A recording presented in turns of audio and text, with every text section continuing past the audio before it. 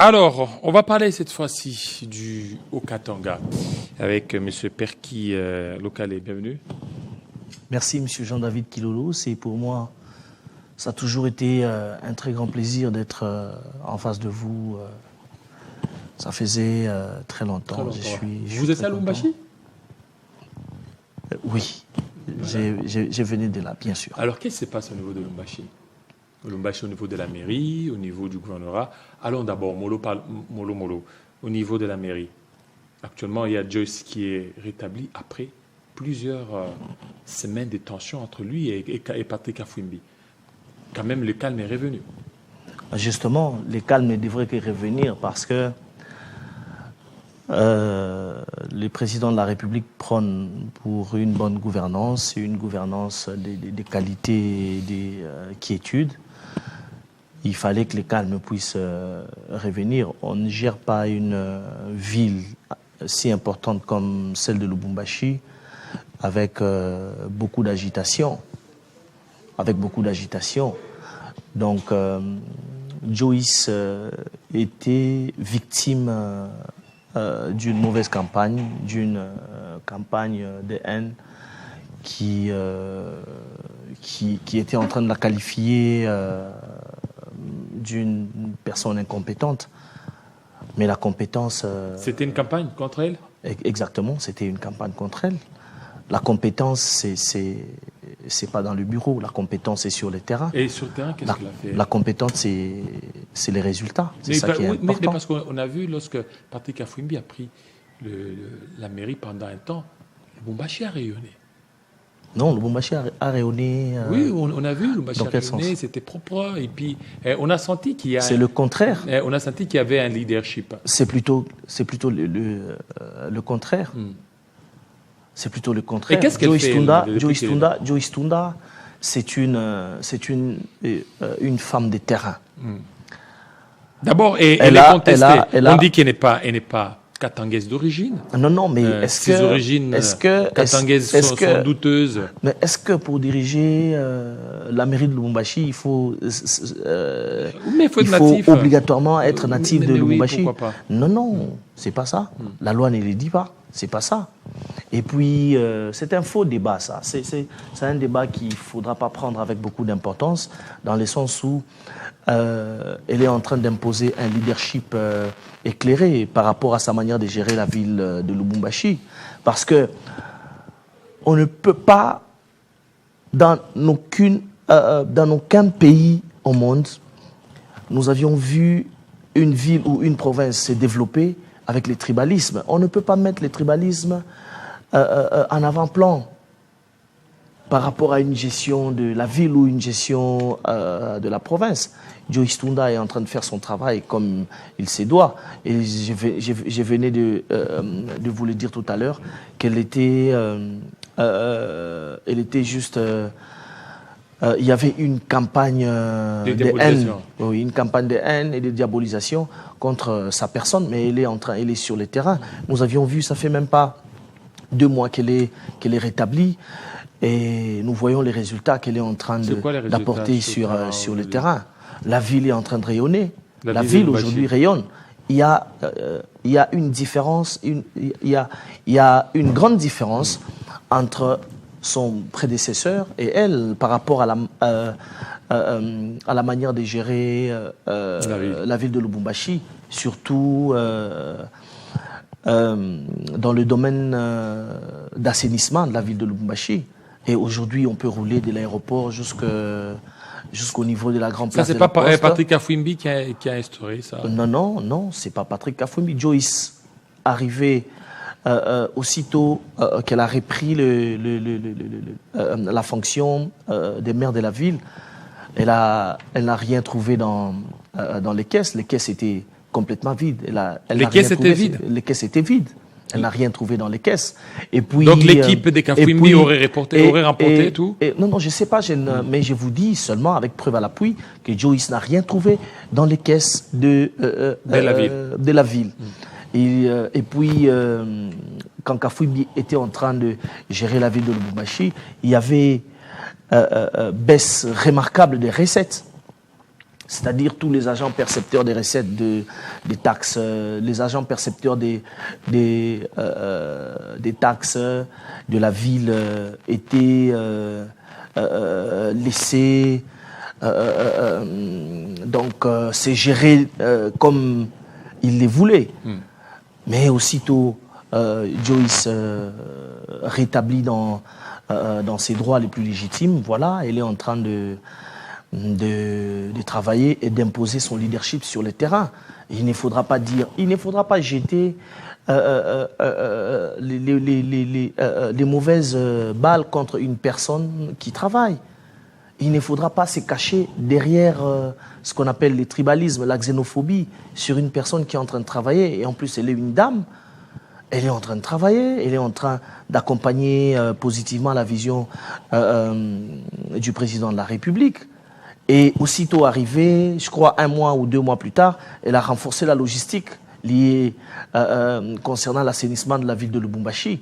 Elle a acheté 2 camions Pimpa neufs qui vont bientôt être sur le terrain. Mais elle n'a rien trouvé dans les caisses et cet argent-là, de la ville. Dans les 2 mois, c'est dans ces 2 mois qu'elle a... Justement, c'est dans les 2 mois qu'elle a eu... Alors cet argent, ce n'est pas l'argent du gouvernorat ou c'est l'argent de la mairie? Non, c'est pas l'argent du gouvernorat, c'est l'argent de la mairie. C'est la mairie qui a acheté, c'est elle qui a acheté, qui a renforcé la logistique, les camions pour servir à l'assainissement de la ville de Lubumbashi. Et en plus, elle a trouvé des agents qui avaient 5 mois d'arriérés, qui ne pouvaient même pas aller, qui ne pouvaient pas bien passer ces festivités de fin d'année en famille. Elle s'est battue en tant que leader, en tant que une personne, une gestionnaire qui a des bonnes capacités managériales, à pouvoir pallier à ses soucis. Et aujourd'hui, tous les agents vont bien fêter.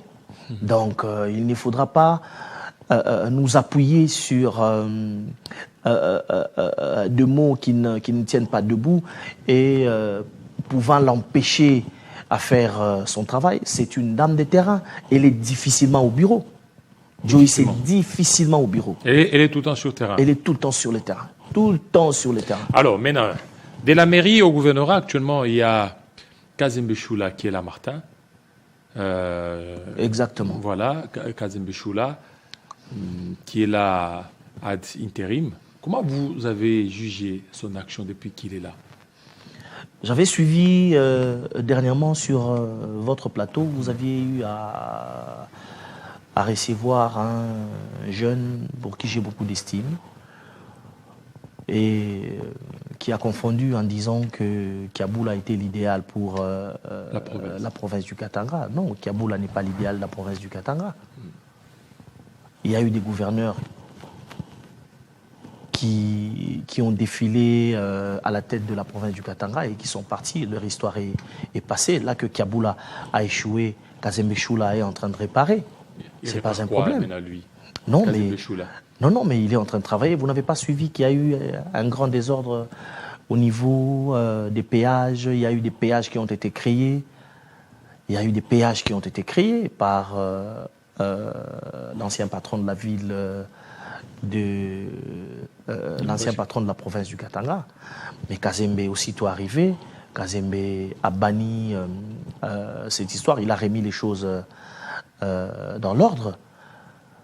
Donc, il ne faudra pas confondre les choses en disant ici oui, mais pour que la province du Katanga puisse fonctionner, pour que la province du Katanga... Donc, Kiaboula n'est pas un ministre, en fait, un gouverneur idéal pour le Katanga. Non, j'ai pas dit qu'il n'est pas un gouverneur idéal, mais j'ai dit seulement que pour le moment, c'est pas lui l'idéal pour la province du Katanga, parce que je ne pourrais au grand jamais m'hasarder sur votre plateau en disant que pour que la province du Haut-Katanga puisse bien fonctionner, il faut que Kiaboula soit là. Non, mais jamais. Kazembe a de très bonnes capacités managériales. Kazembe est un homme de terrain. Il est un homme de terrain, là que Kiaboula a échoué. Lui non plus n'est pas dans son bureau à tout moment. Justement, c'est un homme de terrain. La raison pour laquelle je vous dis qu'il est un homme de terrain, il est en train de travailler. Il est en train de réparer toutes les routes qui étaient inachevées. Kazembe Choula est en train de les achever. Je vous dis, je viens de Lubumbashi, j'ai palpé du doigt les efforts fournis par Kazembe, qui est l'actuel gouverneur intérimaire. Donc, c'est-à-dire qu'on n'essaye pas. Est-ce qu'il travaille bien avec les ministres issus de l'obédience des Kaboula? Ben, au fait, ça doit être une question particulière que vous pouvez lui adresser. Parce que c'est lui le patron de la province actuellement, c'est lui qui gère. Est-ce qu'il n'est pas gêné? Il ne serait pas gêné? Parce qu'il y a certains ministres qui ne veulent pas répondre de Kazembe, qui répondraient seulement des Kaboula. Et ça risque encore d'alourdir la machine au niveau de la province. Non, M. Jean-David, vous savez, un gouverneur, c'est le représentant du président de la République dans une province. Donc, il incarne le pouvoir du président de la République dans la province du Haut-Katanga. C'est-à-dire, s'il y a de ces ministres qui ne veulent pas se soumettre à ces instructions, il n'a qu'à les sanctionner. La loi les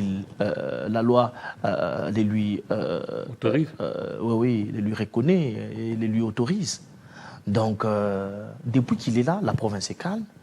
La province est très calme. D'ailleurs, il est en train de...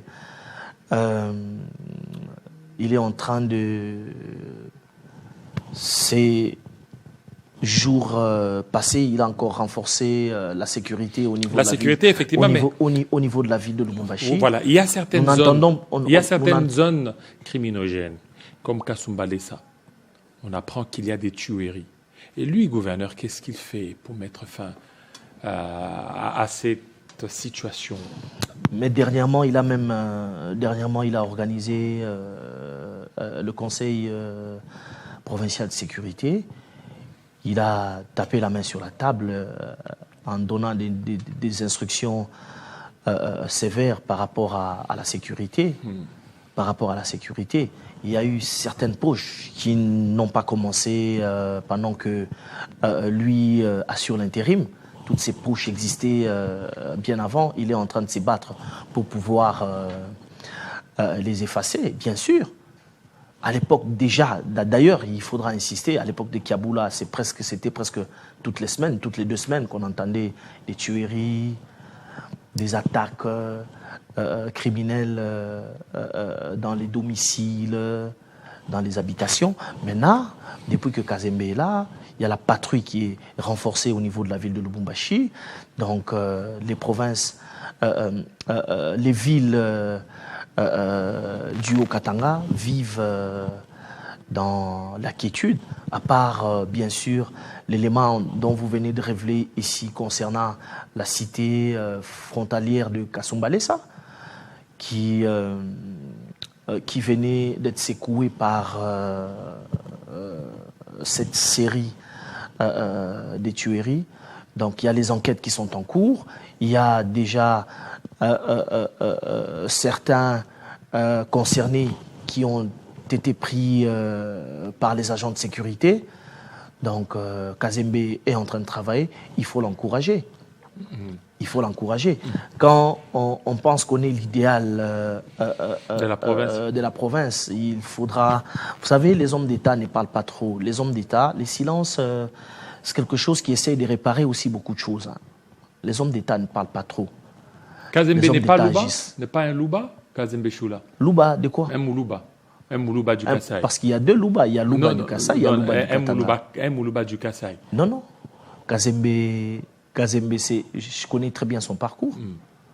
Je connais très bien son parcours. Lui et moi, nous avions été membres de la délégation générale des étudiants de l'université de Lubumbashi. Il est natif de Kasenga.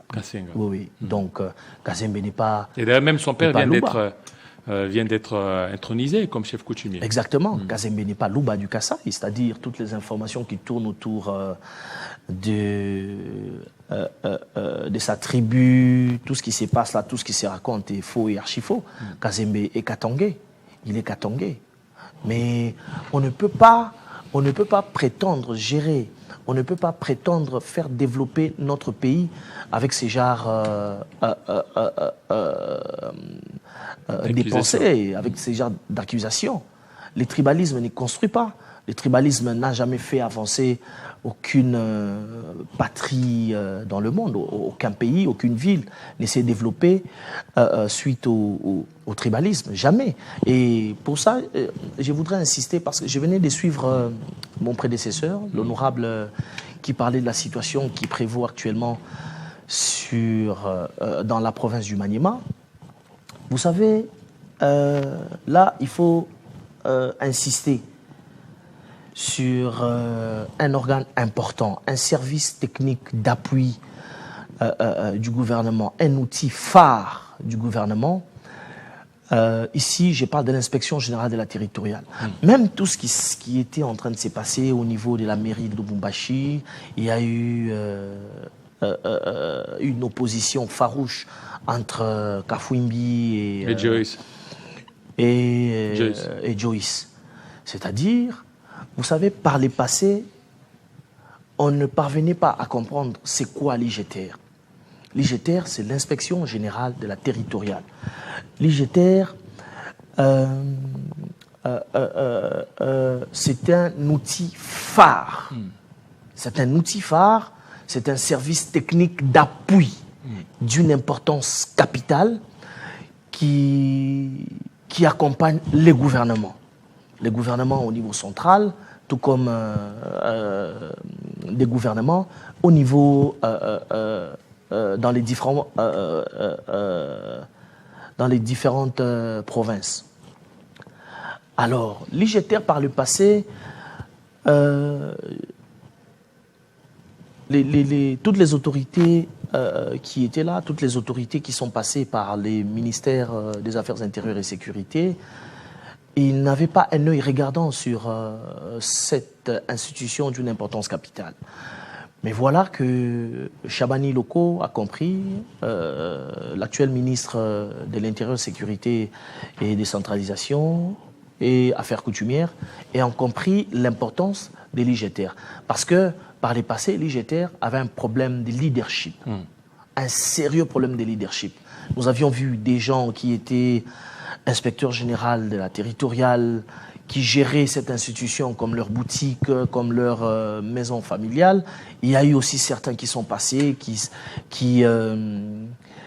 se permettaient même de vendre les ordres des missions, les missions aux agents, qui se permettaient de gérer cette institution qui est d'une nécessité incroyable par rapport à la gestion par rapport à la gestion des provinces, pas seulement des provinces, mais aussi des entités territoriales décentralisées, les CTD. L'IGTR a pour rôle de contrôler tous les actes posés par les différents gouverneurs. Vous aviez vu la réponse de Bumba dernièrement concernant la lettre que lui a adressée le VPM, qui a instruit, qui a demandé à l'inspection générale territoriale d'aller mener des enquêtes. Bumba a rejeté. Pour lui, l'organe qui est appelé à le contrôler, c'est l'organe délibérant, l'Assemblée provinciale. Non, mais l'IGTR est là pour s'assurer de l'application des lois du pays, de l'application des instructions des autorités. L'IGTR est là pour contrôler, évaluer, faire les suivis, mais aussi l'IGTR est là aussi pour encadrer toutes ces différentes autorités qui gèrent les villages, qu'est-ce qui explique qu'aujourd'hui c'est pas beaucoup plus vulgarisé? Ce n'est pas beaucoup plus mise en évidence. Justement, mais c'est la raison pour laquelle je suis en train de vous le dire là maintenant. C'est parce qu'il y a eu un problème de leadership. Il y a eu un problème de leadership. Aujourd'hui, l'IGTR a à sa tête quelqu'un qui a des très bonnes capacités managériales, quelqu'un qui fut un pionnier déjà de la création de cette institution d'appui au gouvernement et qui est, vous savez, l'IGTR est membre du Conseil national de sécurité. Mais les gens ne le savent pas. C'est-à-dire, l'IGTR est un outil extrêmement phare pour le développement. Mais on le voit, c'est l'IGTR qui est là pour contrôler les actes administratifs des bourgmestres, des chefs de quartier, des chefs de village, des administrateurs des territoires, des chefs de chefferie, des gouverneurs. C'est-à-dire, les gouverneurs doivent comprendre qu'il y a, dorénavant, il y a une structure d'appui au gouvernement qui est censée leur contrôler de tout ce qui pose comme acte administratif.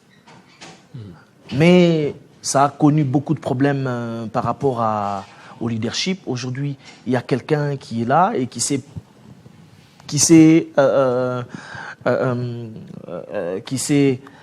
qui connaît très très bien la boîte, déjà très bien, parce qu'il a fait ses preuves quand il a été responsable au niveau de la DGM en 1998. C'est quelqu'un qui s'y connaît, c'est quelqu'un qui s'y connaît dans la sécurité.